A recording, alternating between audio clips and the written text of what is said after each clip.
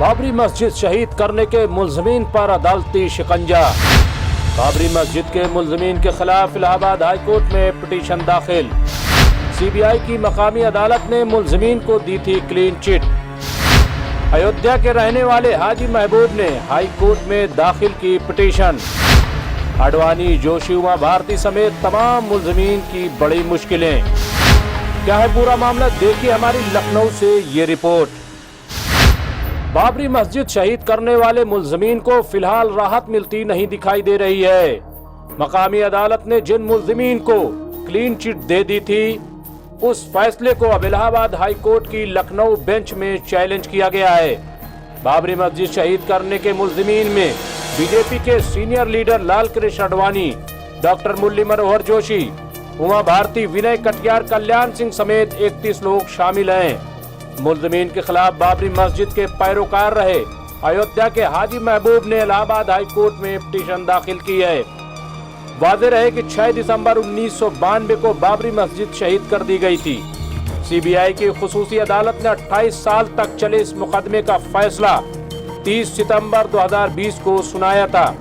इसमें सभी 31 मुलजमीन को बरी कर दिया गया था। खुसूसी अदालत ने अपने फैसले में कहा था कि बाबरी मस्जिद किसी साजिश के तहत नहीं गिराई गई है, बल्कि ये कुछ गैर समाजी अनासिर की करतूत का नतीजा है। हालांकि उमा भारती जैसी लीडर मीडिया में भी बार बार ये बयान देती रही हैं कि हमने मस्जिद को तोड़ा है। अदालत ने कहा था कि जिन लीडरान को मुलजमीन बनाया गया है, उन्होंने मस्जिद टूटने से बचाने की कोशिश की थी। हाजी महबूब ने सीबीआई के इस खुसूसी अदालत के फैसले के खिलाफ करीब 500 सफ़ात की रिवीजन पिटीशन हाई कोर्ट की लखनऊ बेंच की रजिस्ट्री में दाखिल की है। अदालत इसकी समाअत मंजूर करती है या नहीं, ये पीर को पता चलेगा। यकीनन हाजी महबूब ने एक बड़ा कदम उठाया है। अब उनको भी इंतजार होगा और पूरे मुल्क को इंतजार होगा, खास तौर से मिल्लत इस्लामी हिंद को, कि आखिर पिटीशन कबूल की जाती है या नहीं। हालांकि सुप्रीम कोर्ट ने जब बाबरी मस्जिद अयोध्या मामले में अपना फैसला सुनाया था, तो साफ तौर पर यह बात कह दी थी कि दरअसल जो मस्जिद गिराई गई है वो मुजरिमाना अमल है और उस पर कार्रवाई होनी चाहिए।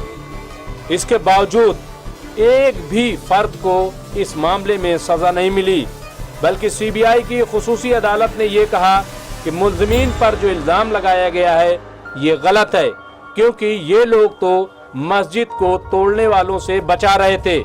लेकिन सवाल अभी तक ये कायम है कि आखिर मस्जिद किसने गिराई और जिसने गिराई उनके खिलाफ क्या कार्रवाई हुई। मस्जिद जब शहीद की गई थी तो उसके बाद जो फसादात हुए थे उसमें हजारों लोग मारे गए थे, लोगों के घर जलाए गए थे और नफरत का माहौल था। लेकिन इस मामले में किसी को सजा नहीं हुई, जिससे एक बड़ा सवाल तो कायम होता है, न सिर्फ अदलिया पर बल्कि जमहूरियत पर भी और हिंदुस्तान पर भी। अब देखना यह है कि आखिर इन सवालों के जवाब इलाहाबाद हाई कोर्ट में मिलते हैं या नहीं, या फिर इलाहाबाद हाई कोर्ट से भी ये मुलजमीन बरी हो जाते हैं। डॉक्टर नाथरा खातून, रिपोर्ट MMC न्यूज़ इंडिया, नई दिल्ली।